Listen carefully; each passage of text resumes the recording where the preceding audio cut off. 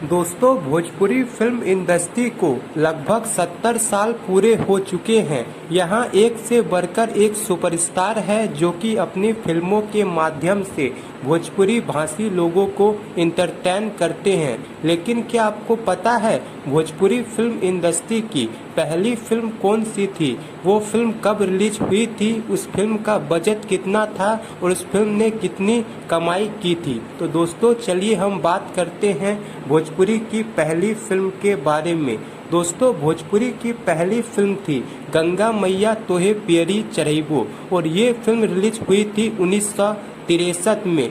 Film काफ़ी शानदार थी और एक सामाजिक मुद्दे पर बनी फिल्म थी। इस फिल्म का बजट 5 लाख रुपए था, लेकिन जब ये फिल्म बनाई जा रही थी उस समय इस फिल्म का बजट 1.5 लाख फाइनल किया गया था। लेकिन फिल्म बनते बनते फिल्म का बजट 5 लाख तक पहुंच गया था और इस फिल्म ने 75 लाख का कलेक्शन किया था। ये फिल्म कई हफ्तों तक लगातार थिएटर में चलती रही थी और बॉक्स ऑफिस पर ऑल टाइम ब्लॉकबस्टर साबित हुई थी। तो दोस्तों, आपको ये जानकारी कैसी लगी कमेंट बॉक्स में जरूर बताएं और वीडियो पसंद आए तो वीडियो को लाइक करें, शेयर करें और इसी तरह की इंटरेस्टिंग जानकारी रेगुलर पाने के लिए चैनल को भी सब्सक्राइब कर लें। धन्यवाद दोस्तों।